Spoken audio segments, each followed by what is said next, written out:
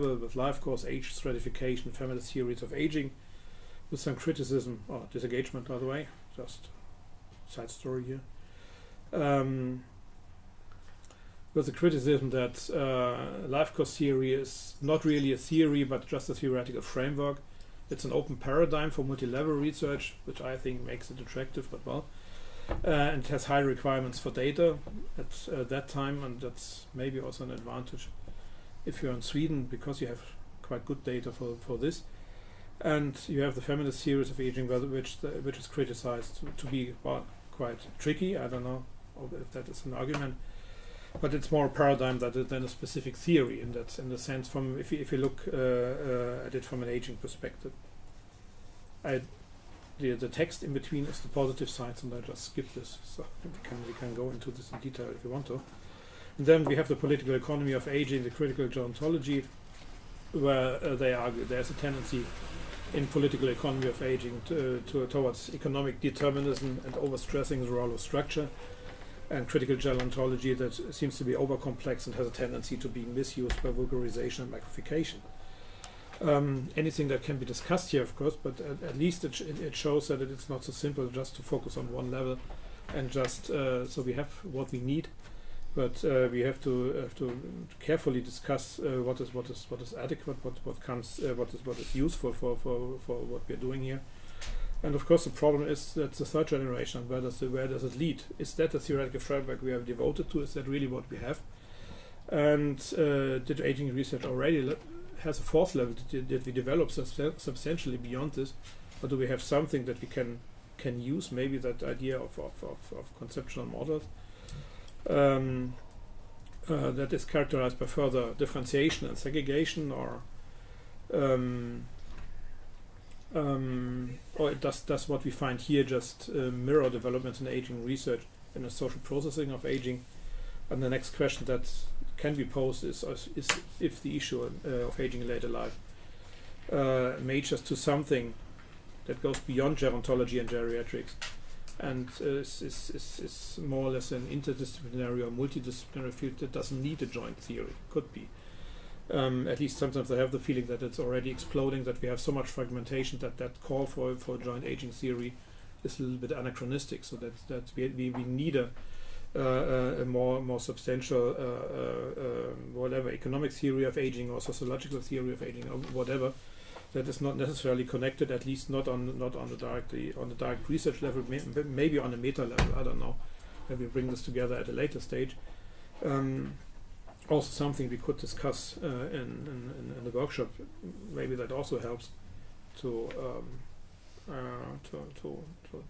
generate a joint understanding. And then the question is where we go. Do we have to focus on contracts? Is it really general theory, or do we need theory on single aspects? Is it common themes that we have to identify aging as lifelong processes and mechanisms on a micro level, or cumulative disadvantage? The question of variability, diversity, universality in a global or intercultural perspective, maybe. And finally, where do we find issues of ageism and age discrimination in these topics? Also, where are we? Where's our topic in that short history of aging and aging theory? Because it doesn't show up so far at all. But it's immediately there if you look into theories. If you go back to disengagement, if you go to activity theory, you could immediately argue, first of all, that they're ages, that they're normative, and that they are useless for our purpose, or maybe not at all, because that's why I like the disengagement theory. That's in the discussion point. That's why I like the disengagement theory so much, not just as a punching ball, but it shows the issue of normativity of theory also. But on the other hand, it also shows that these normative theory could also reflect something that goes on in society, and maybe not as misleading as we think, at least not if we take it careful, not just try to reproduce it in our research, but take it as a basis and try to understand how society works. And I find many of these topics of ageism or age discrimination, for example, in the labor market, in disengagement theory, where people are expected to leave the labor market because it's beneficial for society, and then society makes it beneficial for individuals. At least we see a macro interaction. We see how institutions work and how institutions impact individual lives. So that makes a lot of sense to take a look at it. And we had a discussion last Christmas, when we had Chris Philipson in Sweden, and he was like, well, disengagement theory and so on, and he made a little bit fun about it. But on the other thing, I think it's always helpful to start from this, and of course you should proceed further. You should not simply sit there, use disengagement theory as a theoretical basis for your dissertation work. That would be then a little bit strange, but if you ignore it, at least then you don't understand the theoretical development. And maybe that would also be problematic, because there is not so much history or so much so much of a joint basis of aging theory that we can refer to, and we can also use the failed approaches to benefit from it if you want to build up something that is useful for us. So then there's a discussion, and maybe that's where I hand over to Wenxian in that case. But I have already 4 questions if somebody wants to discuss this, but just in case. Because first of all, I hand over to you if there's no any questions to this. First of all, I want to thanks for everybody, because I got a lot of summaries from everyone, and I really do some analysis. You can see from that, and everyone provides more a lot of valuable viewpoints. But also, I found some common ground on the basis of our summaries, because I saw a lot of criticism about disengagement and active aging.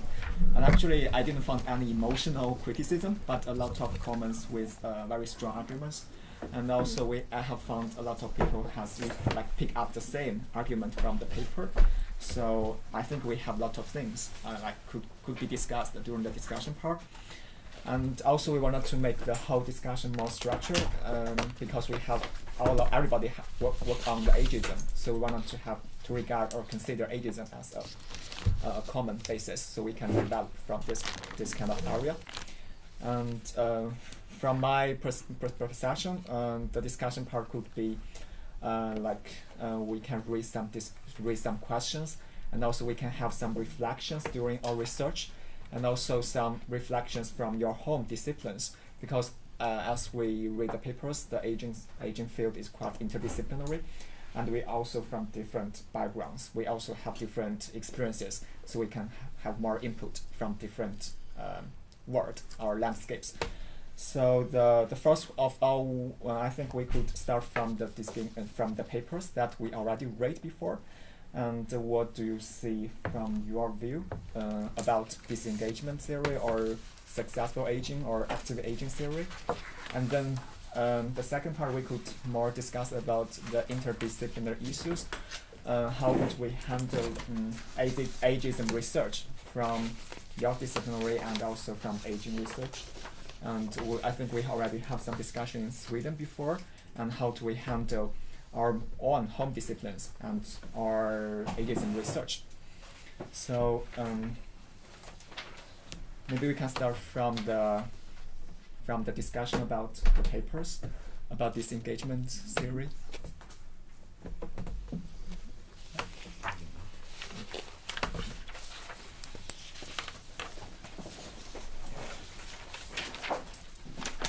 Yeah, one of the issues, disengagement theory is criticized by a lot of ESRs because it's quite ageism and sexism.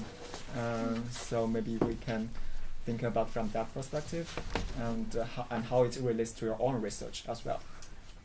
So. Yeah.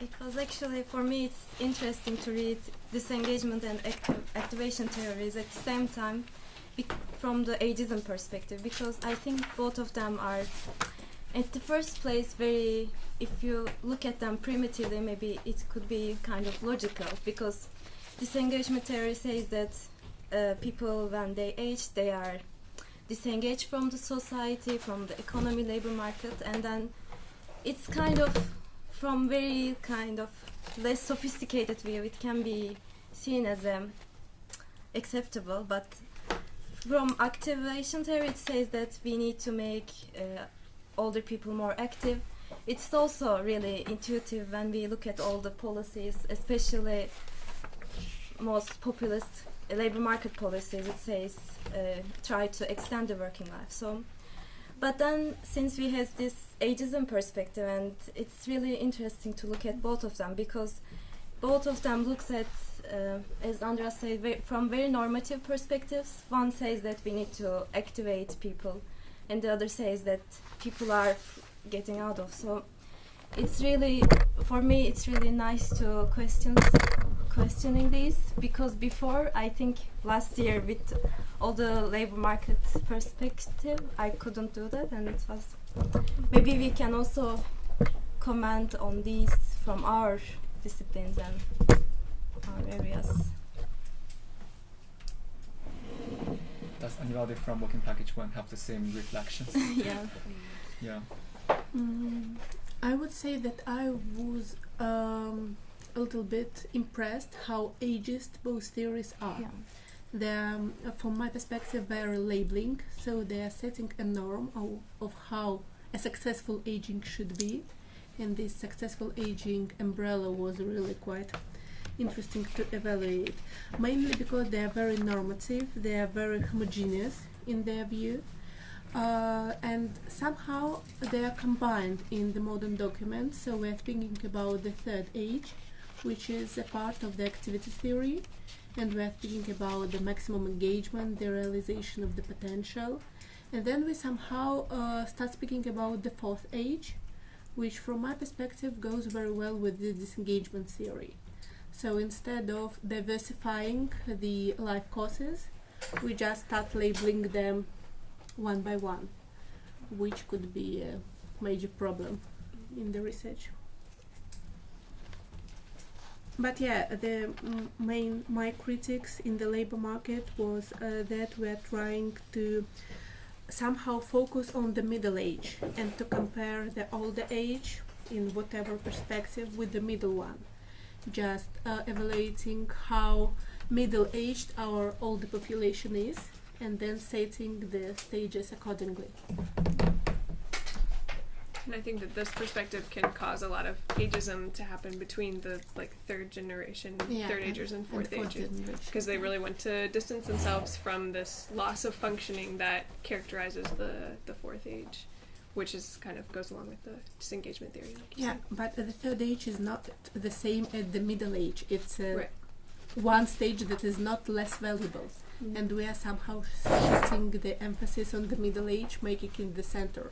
So we have the classical tripartite model with youth being the preparation for the middle age, and the older age being the somehow attempts to prolong again the middle age. But all the stages are equally valuable from my perspective. I also had some feelings of ageism in these two theories, and I was trying also to think, why is that? And one reason is maybe also because these theories are a bit old, and the life expectancy has grown significantly since these theories have seen light.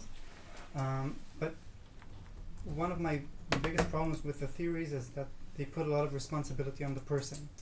Like, if you're not successfully aging, that means you're either not doing something right, you're not active enough, or you're not, in the disengagement theory, one has to accept the disengagement. And so this imposes two problems, I think.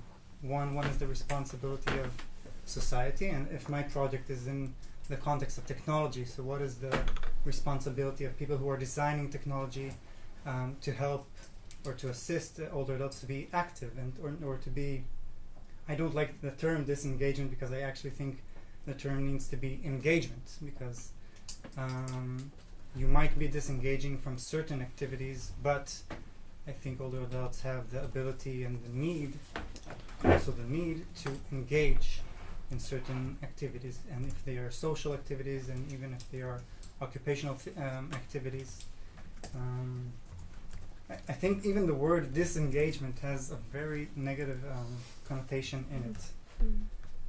And mainly both of them and the word successful aging puts a lot of responsibility on the person to be successful. It's either that you are or you aren't, and how does society deal with those who aren't successful? Yeah, the first point I would raise is that it's, I wasn't surprised. I knew this theory already. I wasn't surprised it's normative because it's written in a time where Clark Parsons and his theory of social action was pretty famous, and that was the structuralist, functionalist approach, and that was basically a normative foundation, and the disengagement theory is strongly related to that piece of work, which was quite substantial in the 1960s and 1970s in the US. However, I would challenge the idea that it is basically ageist theory because it maybe only shows ageist tendencies within a society. Disengagement theory proposes that there is a social process of disengagement, but that disengagement process also gives people opportunities, gives people new freedoms. That's also written in the paper. So all the people who disengage from work roles, and that's one of the main roles